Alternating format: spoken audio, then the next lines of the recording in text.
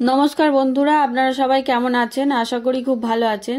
তো সিন্ডার মানে ঘেজ মিডিয়াতে চন্দ্রমল্লিকা কিভাবে করবেন 2025 টু 2026 সবার প্রথমে কাটিংগুলো আমি করেছিলাম। তো কাটিংগুলো আমার এই গরমে সময় লেগেছে 14 দিন।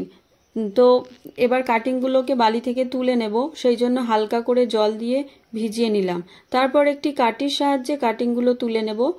সবগুলো তুলবো না, অল্প কিছু রেখে দিলাম, না তো অনেক সময় লেগে যাবে। গাছের কাটিংগুলো দেখুন কতটা সুন্দর আর কতটা ফ্রেশ। গাছের কালারটা একবার দেখুন কতটা সুন্দর, আর গাছের শিকড়গুলো দেখুন কতটা সুন্দর, সাদা সাদা, আর গাছগুলো খুব হেলদি আছে। এরকম গাছের কাটিং যদি আপনারা পান তো খুব ভালো হবে। সবার প্রথমে আমি এই গাছগুলোকে 4 ইঞ্চিতে পটিং করব। গাছগুলোকে ভালো করে দেখুন কতটা সুন্দর লাগছে, আর শিকড় দেখেছেন কতটা বেরিয়েছে। গাছের পাতাগুলো কতটা সবুজ, কত সুন্দর না ডালগুলো, খুব হেলদি হয়েছে এবছরের গাছগুলো। তো আপনারা দেখবেন একটু যাতে কোয়ালিটিটা ভালো হয়। সিন্ডারটা ভালো করে দেখুন সিন্ডারটা কতটা সুন্দর।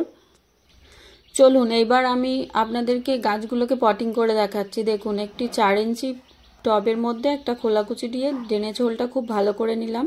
তারপর অল্প অল্প সিন্ডার দিয়ে হালকা হালকা করে চেপে নিলাম। এরপর আবারও কিছুটা সিন্ডার দিয়ে দিলাম। দেখুন কতটা দিচ্ছি, ঠিক এতটা পরিমাণে দেবেন। দেওয়ার পরে সিন্ডারগুলোকে খুব ভালোভাবে চেপে নেবেন। দেখুন সিন্ডারটা কতটা ফ্রেশ, দেখেছেন তো? এরকম কোয়ালিটি যদি আপনারা পান তাহলে তো খুব ভালো হবে, কোনো সমস্যাই হবে না গাছ করতে। দেখুন এই গাছটিকে আমি প্রতিস্থাপন করে দেখাচ্ছি। 2টি আঙুলের সাহায্যে টবের মধ্যে একটি হোল করে নেবেন, তারপর গাছটিকে বসিয়ে টবটিকে একটু ঝাঁকাবেন। ব্যাস, গাছ বসানো কমপ্লিট। দেখুন কতটা সুন্দর লাগছে লুকটা। দেখুন এরকমভাবে আমি 3টি গাছ বসিয়ে দেখাবো। আর গাছ বসাতে বসাতে আমি বলছি গাছগুলো পরিচর্যা কি করে করবেন।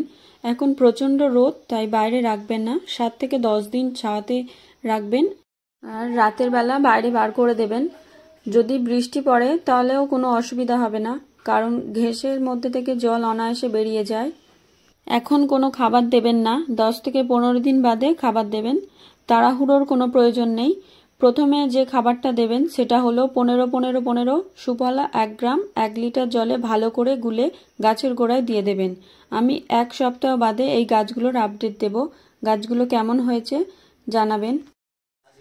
যারা যারা আমার চ্যানেলটিকে সাবস্ক্রাইব করে রেখেছেন আগে থেকেই তাদেরকে অসংখ্য অসংখ্য ধন্যবাদ। আর যারা যারা এখনও চ্যানেলটিকে সাবস্ক্রাইব করেননি এখনই সাবস্ক্রাইব করে দিন।